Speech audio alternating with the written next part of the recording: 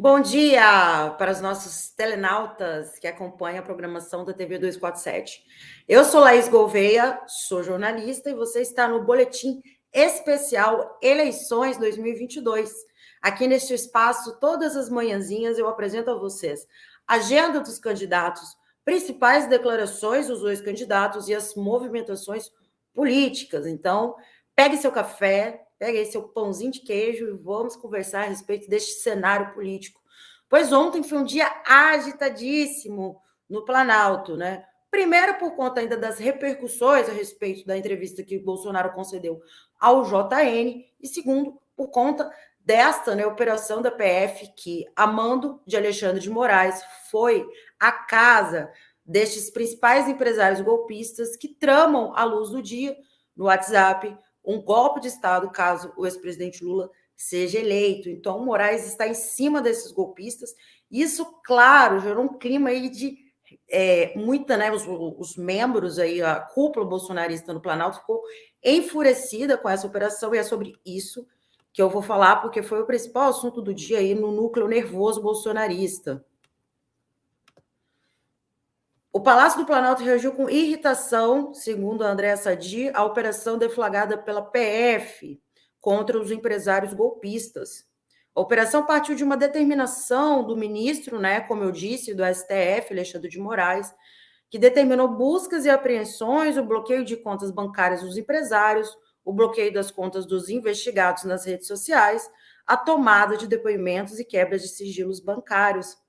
Dois fatores aumentam a revolta do Planalto com esta operação. Ela acontece no mesmo dia em que Moraes, presidente do TSE, se reunirá com o ministro da Defesa, Paulo Sérgio Nogueira de Oliveira. A inclusão de Luciano Hang, dono das lojas Havan e aliado de primeira hora de Jair Bolsonaro, no rol de investigados, né, que foi visto como uma provocação, né?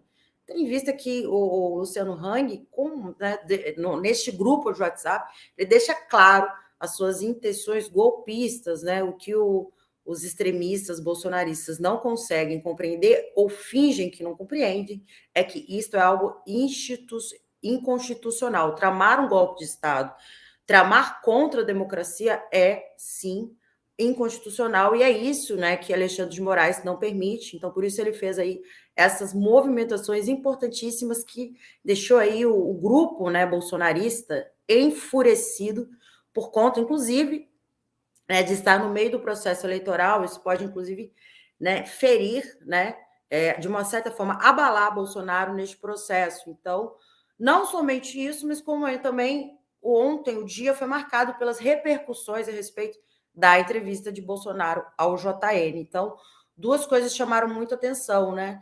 A cola, né, na mão dele que viralizou, né, inclusive virou piada, as pessoas dizendo que Bolsonaro, como sempre, né, querendo chamar atenção, querendo ali causar, né, para viralizar a mãozinha dele ali com a colinha, né? A Anitta fez até piada, muitas pessoas fizeram piada colocando na mão dele o escrito mentiroso, né? E também o fato das fake news, né? A principal fake news que chamou a atenção do tamanho absurdo foi Bolsonaro ter negado que não fez deboche com os enfermos da Covid-19, sendo que todo momento, não foi uma ocasião, foram outras ocasiões também, que Bolsonaro fingiu, né, debochou, ele imitou uma pessoa com falta de ar. Então, realmente foi lamentável, né, um soco na cara de todos os familiares que perderam parentes, e agora ele diz na cara lavada, né, no principal horário nobre da Globo, que não, que em nenhum momento fez isso. Bolsonaro disse uma mentira a cada 3 minutos durante sua entrevista, mas é claro que essa fake news, né, é uma fake news muito agressiva, e claro que as pessoas se revoltaram nas redes sociais, desconstruindo essa narrativa tão absurda de Jair Bolsonaro. Então, isso foi destaque também nas redes sociais. E claro, né, os bolsonaristas aí entraram num lugar de muita vitimização, dizendo que não, o Bolsonaro foi perseguido, que o William Bonner e a Renata Vasconcelos o tempo todo perseguiram Jair Bolsonaro, sendo que, na prática, né, tanto o Bonner quanto a Renata não fez as perguntas cabeludas, né? Eles evitaram as perguntas cabeludas, que tem a ver com, por exemplo, o cheque de R$ 89 mil que o Queiroz repassou para Michele Bolsonaro, sobre os esquemas de corrupção que envolvem, por exemplo, o Flávio Bolsonaro, o esquema da rachadinha, tudo isso foi, né, velado, foi vetado, né, pela Globo. Não foi citado essas perguntas, né, a participação de Bolsonaro em esquemas escusos, isso foi, né, isso não foi à tona. Então, é uma vitimização para aparecer, né, para se colocar no lugar de pobre coitado. Mas em nenhum momento o Bonner ou a Renata entrou em assuntos polêmicos, e isso também foi muito destaque nas redes sociais. Bom, vamos então falar de Lula. Lula ontem teve uma agenda muito importante, né? Com empresários da construção civil. E é sobre este assunto que eu vou compartilhar com vocês. Foi ontem, aqui no final da tarde, Lula e Alckmin disseram nessa reunião que pretendem lançar um programa de infraestrutura para o Brasil.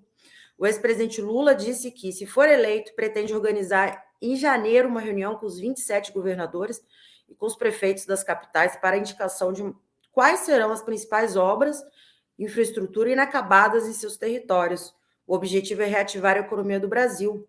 Pretendemos anunciar um grande programa de infraestrutura já no mês de janeiro, anunciou Lula durante reunião com os representantes da construção civil, né? O programa de aceleração do crescimento foi uma coisa extraordinária, porque ele não foi um projeto de construção de infraestrutura pensando a partir do gabinete da presidência da República. Ele foi construído com empresários, com governadores e com prefeitos. É o que eu pretendo retomar a partir do dia 1º de janeiro, se a gente ganhar as eleições. Então, realmente, né, para quem viveu o governo Lula de perto, né, a primeira gestão dele, né, também na segunda gestão, o PAC foi fundamental para o avanço do Brasil, para o desenvolvimento do Brasil, geração de renda.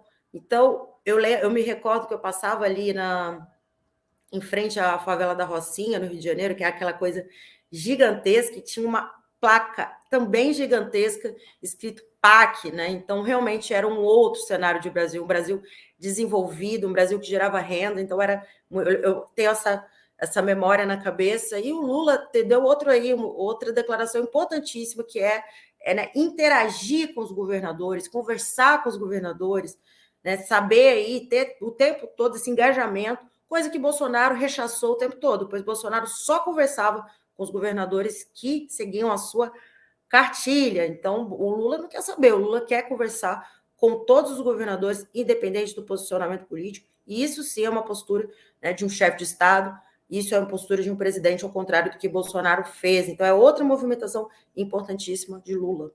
Tanto Lula quanto Bolsonaro não indicaram hoje agenda pública, não consta agenda pública em ambas as agendas. Vamos lembrar que quinta-feira Lula concede entrevista ao Jornal Nacional. Este foi o seu boletim especial eleições, nesta manhã, pelo menos em São Paulo, está friozinho aqui em São Paulo. Eu peço que você curta, que você compartilhe esse vídeo, se puder. Eu vou ficando por aqui, mas você siga acompanhando a nossa vasta programação da TV 247. Até a próxima.